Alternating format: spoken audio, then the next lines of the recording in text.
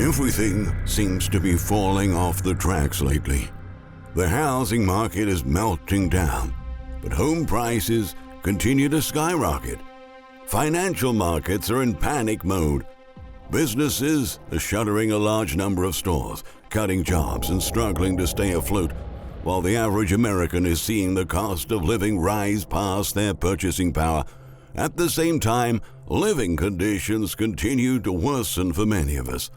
This is one of the craziest economies of all times, and our entire population is paying a hefty price. Today, we've decided to compile several indicators that show why the fabric of our society is being ripped apart before our eyes, and also why so many absurdities are happening right now. We really hope you watch until the end because we've got a lot to cover in this video. Before moving on, we kindly ask you to support our work with a thumbs up and don't forget to subscribe. Without further ado, here are 20 signs our society is rapidly deteriorating all around us. 1. While millions starve, corporations throw tons of food away every day. Although 1 in 7 U.S. households is scrambling to pay for food right now, a study by the California Integrated Waste Management Board discovered 63% of the average supermarket's waste stream is food. This comes out to 3,000 pounds of wasted food per store each year. In other words, corporations prefer to put food in the garbage than donate to charities or even lowering prices at their own stores to make inventory move faster. 2. The rate of consumption of unhealthy foods is staggering. Data from the National Center for Health Statistics reveals that 37% of all Americans eat fast food every 24 hours. That's about 84.8 million adults eating fast food every day. Health officials warn that too much high-calorie fast food can lead to obesity, diabetes, heart disease, and other health issues. But many people note that their long-hour shift at work prevents them from cooking at home, while others simply can't afford healthier options. 3. The cost of basic foods is now out of reach of many Americans. With the price of vegetables rising 38% in November alone and jumping 80% since the same period a year ago, there's no wonder why so many people out there are only buying cheaper staples or eating fast food. Given that the supply of vegetables is still low nationwide, price instability is expected to persist in the months ahead. 4. The highest paid employee in nearly all U.S. states is a football coach. According to federal data analyzed by USA Today, in 40 states, football coaches have the highest salaries amongst all public workers. Even though they can help sports teams to generate funding for colleges from merchandising, ticket sales, and an increase in enrollment numbers as the team win trophies, how can we justify that someone like Ed Orgeron, head football coach at Louisiana State University, earns $4 million annually, nearly 30 times more than the state governor, John Bell Edwards' $130,000? It's literally taxpayer money. In South Carolina, the disparity is even more pronounced as Clemson football coach Dabo Swinney takes home $9.3 million every year in comparison to Governor Henry McMaster's relatively measly $106,100. By contrast, workers that serve the public every day, like teachers and nurses, make $42,507 and $65,090 per year, respectively. With so many problems plaguing our society, we definitely think that taxpayer money should be used more wisely. 5. More than half of all American workers earn less than $31,133 a year. Almost 133 million workers make less than $15 an hour, according to a study by Oxfam America, an anti-poverty advocacy group. It's shameful that at a time when many U.S. companies are boasting record profits, some of the hardest working people in this country especially people who keep our economy and society functioning, are struggling to get by and are falling behind, said Caitlin Henderson, the study's author and senior research advisor at Oxfam America. It's been almost a decade that wages fail to keep up with the rate of inflation, and as interest rates continue to soar, we will see our purchasing power getting increasingly lower. 6. 1 in 4 adults is still living with their parents.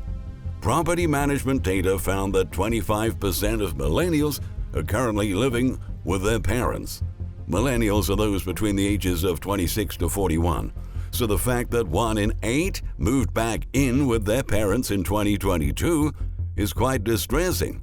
According to the report, many cite high rent, money concerns, and job losses as the reason why they're living with their parents.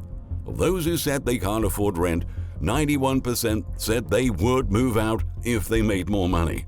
Unfortunately, most jobs out there are low-paid positions, and it's extremely hard to live on such a limited budget.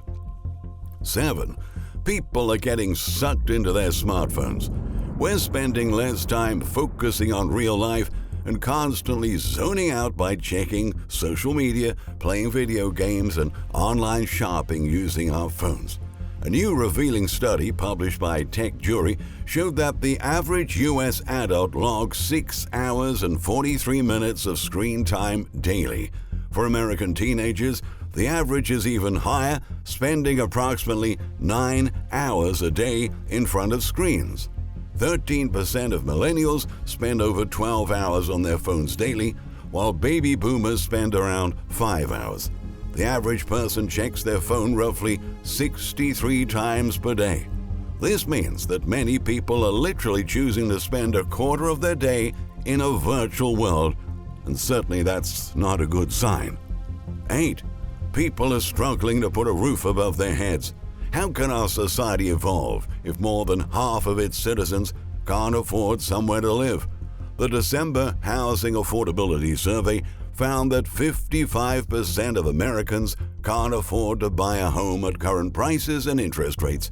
Meanwhile, 62% of renters are concerned about their ability to pay rent. In fact, a separate survey conducted by rewards app Piñata, a program that works with renters to build their credit, take cash back for paying their rent, found that 30% of U.S. renters have taken out a loan to help pay rent in the past 12 months. And right now, about 15% of them, or about 8 million people, are late on rent as prices continue to soar. This means that many families are at risk of losing their homes as we enter 2023. And unfortunately, the official forecast is that housing will continue to be expensive throughout the entire year. 9. It's becoming normal to live in your vehicle. While for many nomads out there, that's surely a choice. A new report by the Washington Post exposed that 1.4 million Americans live full-time in their RVs because they can't find affordable housing options.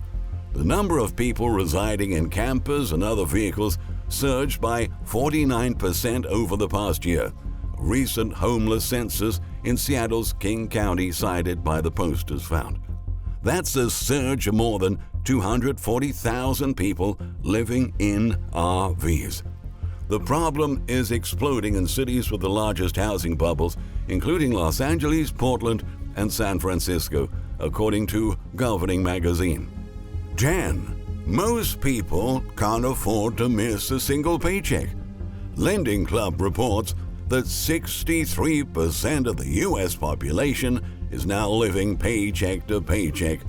Consumers are not able to keep up with the pace that inflation is increasing, said Anuj Nayar, Lending Club's financial health officer. Being employed is no longer enough for the everyday American, he said. Wage growth has been inadequate, leaving more consumers than ever with little to nothing left over after managing monthly expenses. Even high-income earners are stretched too thin, Lending Club said. Of those earning more than 6 figures, 49% reported living paycheck to paycheck. That's a jump from 38% in 2021. With inflationary pressures not expected to subside anytime soon, living paycheck to paycheck has become the norm. They are stressed. 11. The incarceration problem has hit breathtaking proportions. While the United States represents about 4.2% of the world's population, today, approximately 22% of the entire global prison population is in the United States. Since 2019, state and federal jail incarcerations rose by 14%. At the same time, in many major cities, the rate of offenses, including theft and carjacking, has seen triple-digit increases. What is going on? Why are there so many people in prison, and the rate of delinquencies continuing to reach new record highs in many of our beautiful urban centers? This isn't supposed to be happening. Our leaders don't seem to be paying enough attention to such critical matters for our society. 12. Our crumbling infrastructure should be the shame of the world's wealthiest nation. According to the American Road and Transportation Builders Association, nearly 56,000 bridges in the United States are currently structurally deficient and at risk of collapse. What makes that number even more absurd is the fact that vehicles cross those bridges a total of 185 million times a day. 13. The U.S. healthcare system is a money-making scam. Our healthcare system is a $3.5 trillion market that continues to grow at the expense of average Americans. If it was a country, it would have the 5th largest GDP in the world, only behind the US, China, Japan, and Germany. If that sounds crazy to you, because it is. Healthcare providers are more worried about the money they can make than about curing or treating people's illnesses. While millions of Americans go bankrupt every year due to medical debt, these companies report record profits. Like so many other things in our society, the healthcare industry is all about the pursuit of the almighty dollar, and that is just wrong. 14. Retail sales are dropping like a rock. This holiday season was grim for many retailers. Since September, retail spending and manufacturing have been weakening at a troubling pace. But the slowdown experienced during the busiest shopping season for the year was absolutely shocking. Retail sales fell 6%, the highest rate since the last recession, as consumers continue to roll back their spending, according to the Commerce Department. That's very bad news for companies that are on the verge of bankruptcy. Industry experts say that mass store closures are on the horizon. 15. Unemployment is going up again.